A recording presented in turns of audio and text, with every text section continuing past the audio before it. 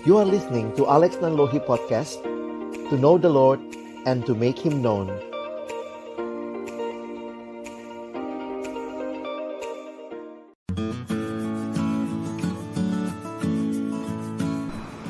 Halo Sobat Perkantas, kembali lagi ke Special Edition bersama dengan aku Novi. Nah, kali ini kita akan ditemani oleh Bang Alex. Halo.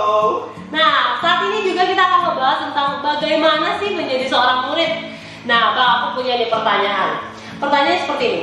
Sebenarnya murid dengan Kristen itu sama nggak sih? Murid Kristus dengan Kristen? Nah, ini hal yang menarik. Di dalam Alkitab, ternyata istilah Kristen hanya muncul 3 kali. Wow, dikit ya? Iya, jadi istilah untuk orang yang mengikut Kristus sebelum ada istilah Kristen adalah murid. Oke. Bahkan kata Kristen pada awalnya sebenarnya semacam ejekan kepada orang-orang yang hidupnya seperti Yesus, mengikut Yesus. Jadi sebenarnya murid dan Kristen adalah hal yang sama. Saat ini seringkali orang nanya, kamu Kristen ya? Mau ikut pemuridan nggak?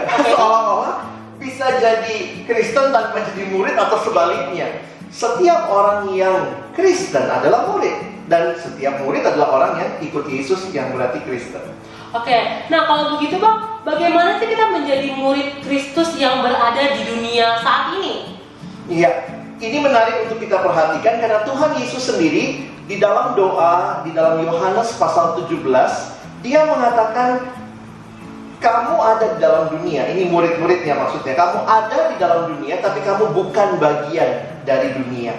Jadi saya pikir kita harus mengingat identitas kita sebagai murid Kristus yang ada di dalam dunia tetapi tidak mengikuti cara hidup dan cara pandang dunia. Berarti kita yang penting itu adalah kita harus tahu identitas kita sebenarnya siapa ya Bang ya. Kalau kita bukan identitasnya ada di dunia ini berarti ya. Iya. Nah, kalau kayak gitu apa sih Bang syarat untuk menjadi murid Kristus? Ada nggak kira-kira? Ada banyak bagian di Alkitab yang menyatakan itu. Saya pilih satu ayat di dalam Lukas pasal 9 ayat yang ke-23. Kata Yesus kepada mereka semua, setiap orang yang mau mengikut aku, ia harus menyangkal dirinya, memikul salibnya setiap hari, dan mengikut aku. Oke. Nah, yang menarik di sini ada 3 bagian ya Bang ya. Iya, betul. Itu ada sangkal diri, pikul salib, dan mengikut aku. Iya. Nah, ini kayaknya menarik kalau Abang boleh jelasin ke kita setiap kita nih masing-masing satu-satu bagian-bagian ini. Langsung sekarang? Enggak kali ini Okay. pastinya. Nah, teman-teman penasaran untuk 3 bagian ini? Saksikan video selanjutnya untuk di minggu depan. Iya. Sampai jumpa. Sampai jumpa.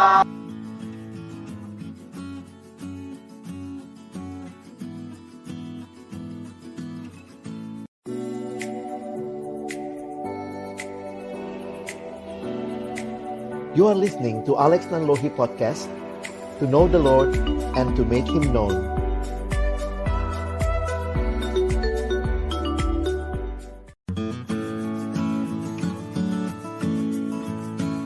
Hai sahabat perkantas, kembali lagi ke Special Edition bersama dengan aku Novi dan Bang Alex. Kalau minggu lalu kita udah ngebahas tentang opening gimana sih syarat untuk menjadi murid Kristus. Nah, sekarang kita akan kupas satu persatu. Yang pertama kemarin itu kita ngomongin tentang sangkal diri. Sangkal diri ya. Nah, Bang, kalau kayak gitu aku punya pertanyaan nih ngomongin tentang sangkal diri.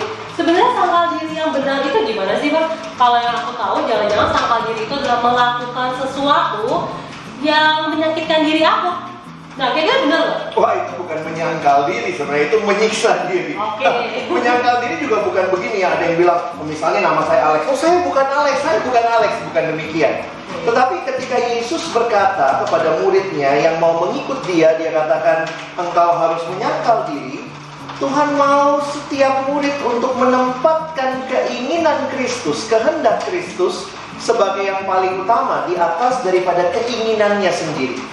Jadi mungkin dia ingin sekali melakukan sesuatu tapi dia tahu itu tidak sesuai dengan kehendak Tuhan, dan dia berkata tidak kepada keinginannya, itu namanya menyangkal diri. Dia berkata tidak kepada keinginannya dan iya kepada apa yang Tuhan mau.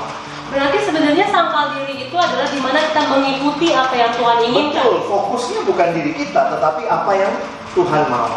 Oke. Oh, itu cukup menarik ya Bang kalau saya melihat seperti itu.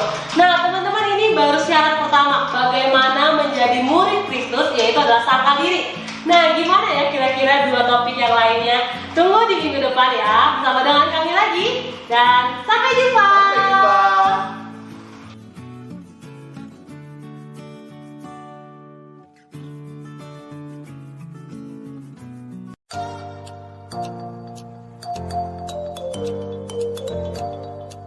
You are listening to Alex Nanlohi Podcast, to know the Lord and to make Him known.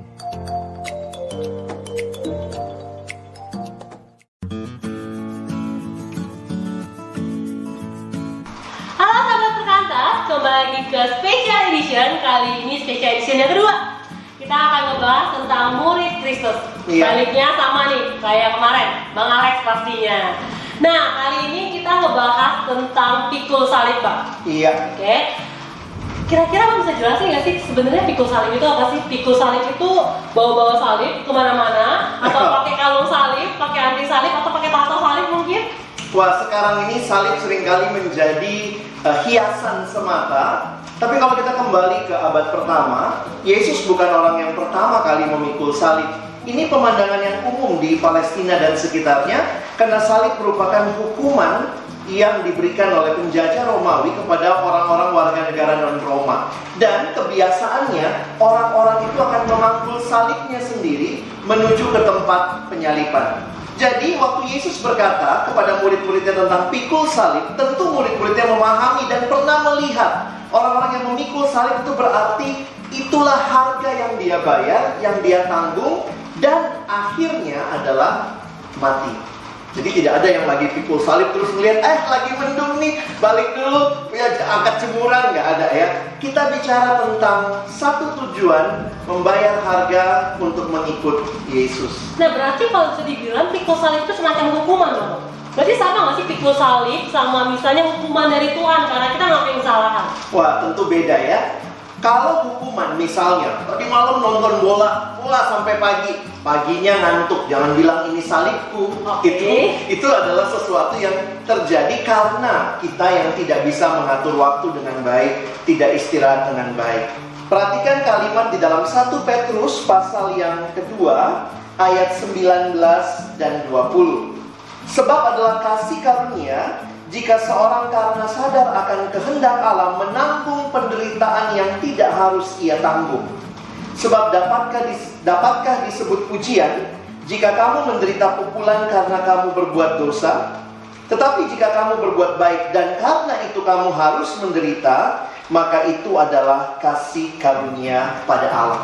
Jadi, memikul salib kita bicara tentang apa yang kita tanggung terima karena kita mengikut Tuhan. Contohnya, ketika kita tahu saya jadi murid Kristus, saya nggak mau nyontek lagi, itu bukan cara yang benar. Saya bayar harga untuk belajar lebih keras. Nah, itu salib yang kita tanggung gitu ya, karena nama Tuhan. Jadi bukan karena kesalahan kita. Berarti kalau saya nyontek, biasanya kita jangan sama kayak dunia ya Bang ya. Iya. Kalau dunia nyontek, berarti kita juga harusnya beda sama dunia. Betul. Karena yang minggu lalu identitas kita berbeda. Nah, ini cukup menarik ya teman-teman. Berarti yang pertama kita harus ingat identitas kita juga. Betul. Nah, yang kedua juga bahwa kita harus membayar harga sebagai murid-murid Kristus. Nah, masih ada satu topik yang terakhir, yaitu apa Bang? Mengikut aku. Nah, kira-kira apa yang ngomongin tentang mengikut aku? Kita tunggu di minggu depan. Sampai jumpa. Sampai jumpa.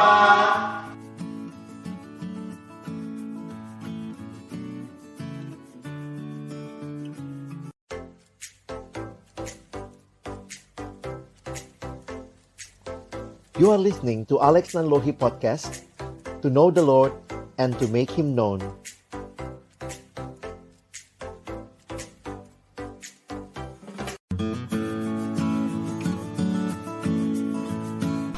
Nah, kembali lagi sahabat perkantas bersama dengan kami berdua di Special Edition.